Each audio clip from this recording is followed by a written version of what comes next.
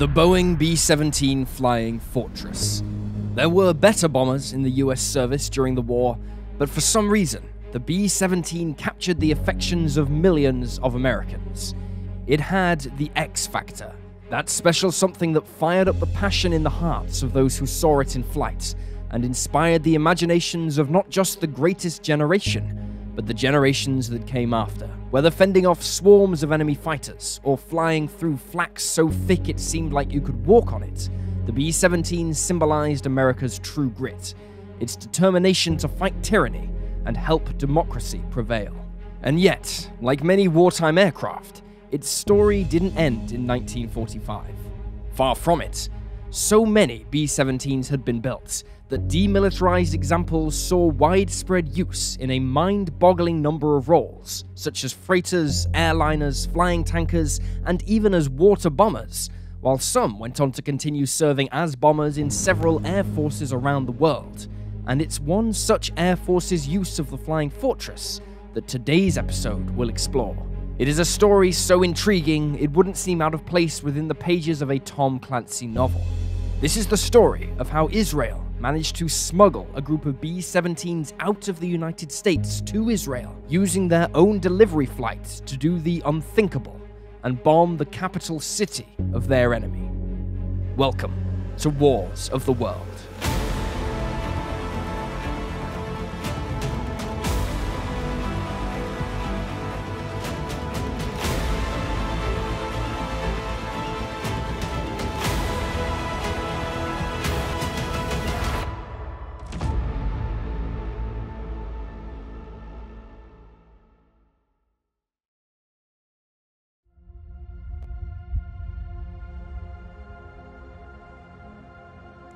After centuries of exile from the land they called home, on May 14th, 1948, David Ben-Gurion, the elected head of the Provisional Government of Israel, declared the founding of the Jewish state as an independent nation. Emerging from the horror of the Nazi Holocaust, Jews from all over the world celebrated the rebirth of their homeland, and their mass migration to the Holy Land began. But right from the start, it was clear that living in Israel was never going to be easy.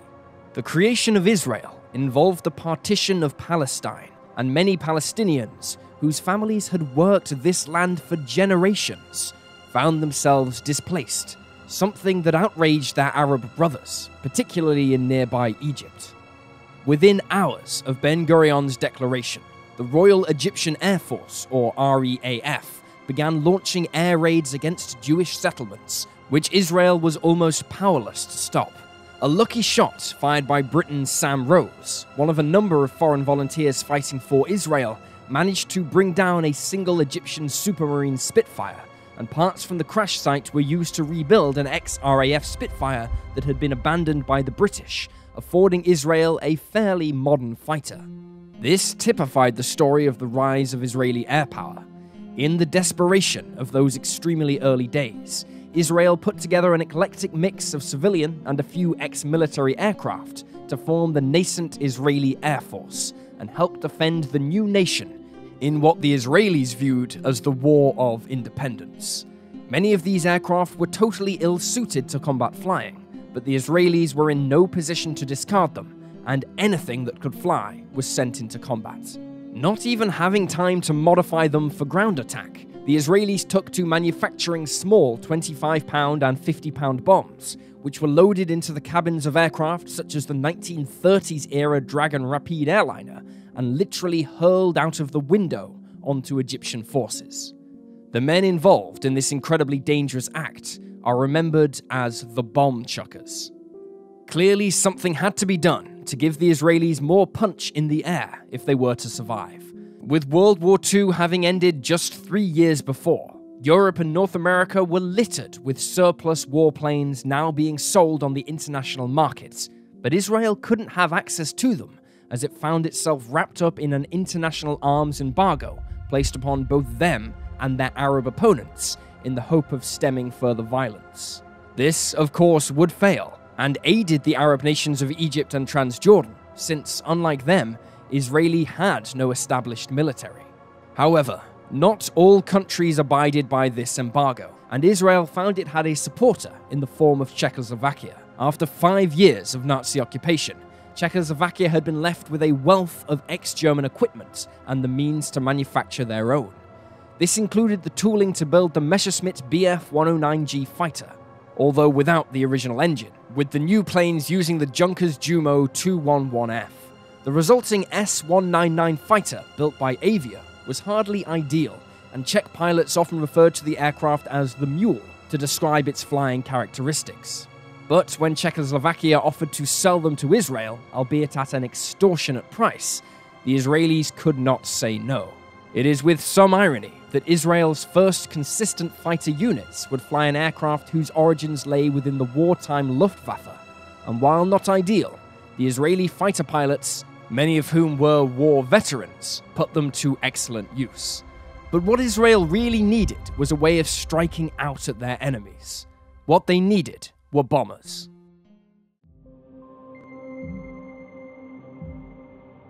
The demilitarization of combat aircraft, coupled with a fresh supply of trained and experienced pilots, saw an explosion of startup airlines in the post-war period, and this offered many an American entrepreneur the chance to make their fortune in this burgeoning field of business. It also offered the ideal cover for those who wished to ignore the arms embargo on Israel and purchase and smuggle aircraft to the newly established Jewish state, their motives either being on principle, for religious reasons, or purely for profit. In Miami, businessman Charles Winters established an air freight business flying routes between Florida and Puerto Rico, and to do this, he acquired a number of wartime aircraft, including 2 examples of the legendary Boeing B-17G Flying Fortress. As part of their release onto the civil market, the bombers had various pieces of military equipment, including their defensive guns, bomb sights and bomb racks removed, and their military registrations placed within new civilian identities. At the same time, hiding within the booming business for surplus warplanes in the private sector, very little suspicion was aroused when another businessman, New York-born Al Schwimmer, began scouring dealers and operators for specific types, including converted former bombers. Schwimmer, whose first name was Adolf, although he preferred to be called Al, was himself a former flight engineer in the USAAF and the airline TWA, and like many American Jews, saw what was happening in Israel and feared it was the start of a second Holocaust. Realizing his business contacts could help address Israel's equipment shortcomings, he soon began the process of acquiring and delivering transport aircraft to Israel via Czechoslovakia, a risky prospect for himself as it violated America's neutrality laws. As Israel began looking to acquire some heavier firepower, Schwimmer scoured his contacts in search of bombers and found Winters B-17s, negotiating to buy them for just $30,000. Proving just how much of a buyer's market it was in the US, Israel was paying nearly 4 times that rate for a single S-199 from Avia. Winters was more than enthusiastic to help Schwimmer supply Israel with bombers, and along with a third collaborator, Herman Hank Greenspun, the 3 men managed to acquire 2 more B-17s from Tulsa, Oklahoma, bringing the total up to 4. The problem now was getting the aircraft to Israel. All 4 were airworthy and legally registered in the US, but not even the long legs of the famous Flying Fortress were enough to get to Israel or even Czechoslovakia from Miami. Therefore, the men had to carefully formulate a plan that would make their flight look as legitimate as possible to US authorities, at least in the early stages. The first phase was easy enough, that being flying from Miami to San Juan in Puerto Rico, as this could be described as one of Winters' regular flights. From there, they would file a flight plan for Brazil, but would instead head for the Portuguese Azores, where they would refuel again before heading out on the final leg to Czechoslovakia, although again, they would file a flight plan intended to mislead authorities. Between Miami and Zatek airfield in Czechoslovakia, which served as a hub for aircraft intended for the Israeli Air Force, the bombers would cover a distance of 10,600 kilometers, much of which would be over featureless ocean, putting increased burden on the navigators. Having the aircraft and a plan, the 3 men, who were now effectively agents of Israel, had to find crews to get them there, and not all of them were in on the final plan. One pilot recruited by the trio was David Goldberg. himself a former B-24 pilot during the war, and who would recount his involvement in the operation to a journalist for Wing magazine in February 1981. He explained, "While making cargo runs out of Miami in the spring of 1948, I was contacted by phone and asked if I'd be interested in earning $1,000 to ferry an airplane to Europe. I said, sure. A few days before we were to depart, I was asked if I'd fly co-pilot instead of pilot, since they now had found a colonel who was supposed to have a great deal of B-17 time, and also his name would look better on the documents. The money was the same, so I agreed." With the aircraft secured, fueled up and crewed, the plan to get them to Israel began on June 11, 1948, although initially only 3 would be making the journey, the 4th following a few days later. By now, the US press were becoming suspicious of American planes making it to Israel, so they had to act fast, knowing this would eventually attract US authorities. However, as Goldberg recounted, the first leg of the flight was uneventful, and the bombers touched down in San Juan without interference to be refueled and allow the crew some rest before they flew onto the Azores. Unfortunately for Goldberg, this is where things took an unexpected turn. During their stay in San Juan, the colonel who had been hired to fly with him became so drunk he could barely stand, let alone fly a B-17.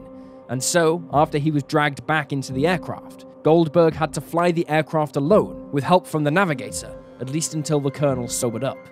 The flight to the Azores was a mammoth undertaking, being an estimated 20 hours in the air. Stripped of any excess weight and with a full fuel load, Goldberg reasoned they had nearly 24 hours of flight time, but the risk came from navigating safely to the islands. Any mistake on the crossing could erode away their fuel, and with nowhere they could divert to, they might end up having to ditch. By the time they eventually neared the Azores, the colonel had sobered up and replaced Goldberg at the controls, allowing him to get some rest. He had barely fallen asleep in the rear of the cabin when he was suddenly awoken by his crew in a flurry of commotion. Rushing to the forward of the aircraft, he was aghast to find the aircraft's navigator had his entire lower half protruding through a hole in the floor, and he was slowly losing his grip as the slipstream was pulling him out. The hole had actually been where a window had been fitted after the war for the aircraft to be able to perform aerial photography, this having given way as he stepped on it. Luckily, they were able to get him inside the aircraft before he was pulled out completely. After nearly 20 hours in the air, the delivery crew were relieved to pick up a navigational beacon from the Azores and followed it to the island. However, things were still going wrong for Goldberg regarding the colonel, as he explained in the interview. The weather had turned bad and the ceiling was low. The island is covered with mountains, and the colonel then announced that an instrument approach would be too risky, so he was going to ditch the plane off the coast. I said that was crazy and that I would make the approach. He refused to get out of the left-hand seat. It was time for some drastic action. I grabbed a fire extinguisher and told him I'd crush his skull if he didn't get out of the seat. He left. We landed safely. Landing in the Azores, they learned that the FBI were now actively investigating the aircraft, and so there was little time for them to stay. Refueling as quickly as possible, the trio of planes took off as a tech, this time Goldberg flying without the troublesome colonel. 6 days after departing Miami, the 3 bombers touched down on Czechoslovakian soil. The 4th bomber, meanwhile, made it to the Azores, but was then impounded by Portuguese authorities at the request of the US government, and it would never fly again.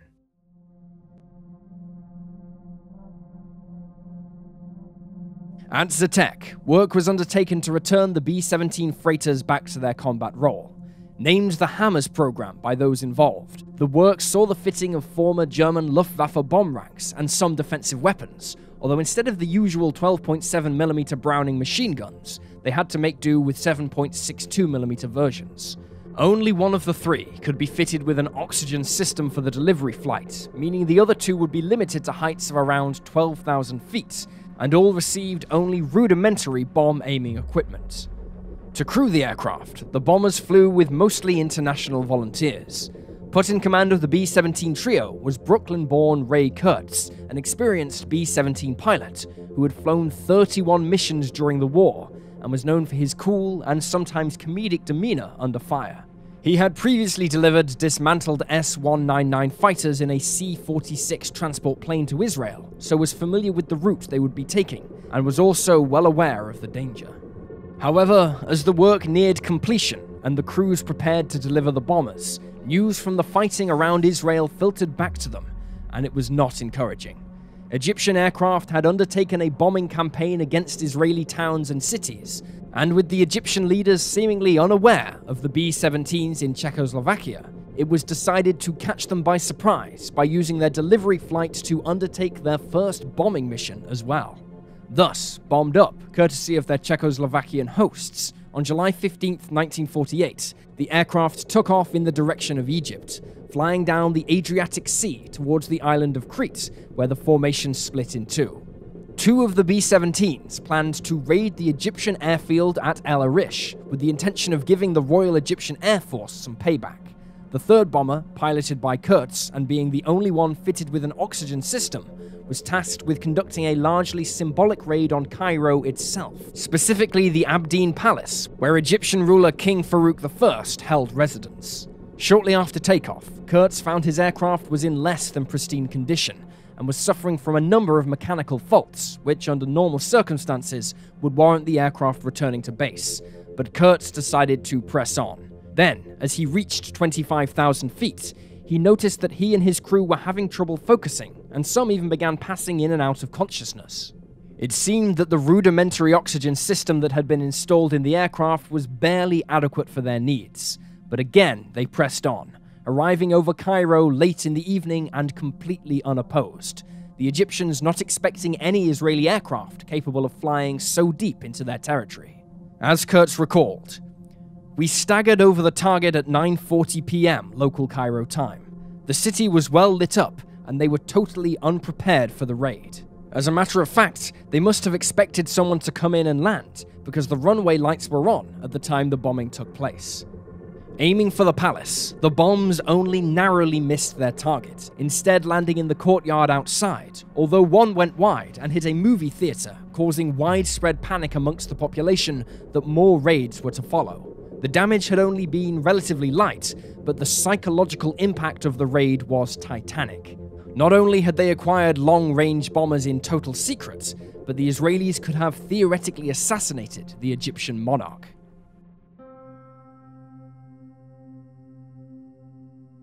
Flying on to Israel, Kurtz was eager to hear of the exploits of his commanders who had flown to Al Arish. Unfortunately, the airfield had proven much more difficult to target to locate over the desert at night, and so the bombers instead hit the Palestinian city of Rafah before landing at Tel Nof. El Arish was not to be spared, however, and within hours, all three B-17s were airborne again, this time striking the airfield in the early hours of the following morning. Realizing the Israelis now had such long-range potential, the Arab nations scaled back their attacks on Israeli settlements, and, hoping to capitalize on this fear, the Israelis frequently modified the three B-17s, replacing their armament configurations and serial numbers as often as possible, in an effort to make enemy intelligence believe there were more than there actually were in Israeli service. The unit eventually received the designation Number 69 Squadron within the Israeli Air Force, but they were forever after known as the Hammers. The aircraft continued flying raids for the remainder of the war, and afterwards saw use in the reconnaissance and transport roles. They survived in Israeli service long enough to participate in the 1956 Sinai War, where they acted as flying radio transceivers before being withdrawn in 1958. But their legacy lives on.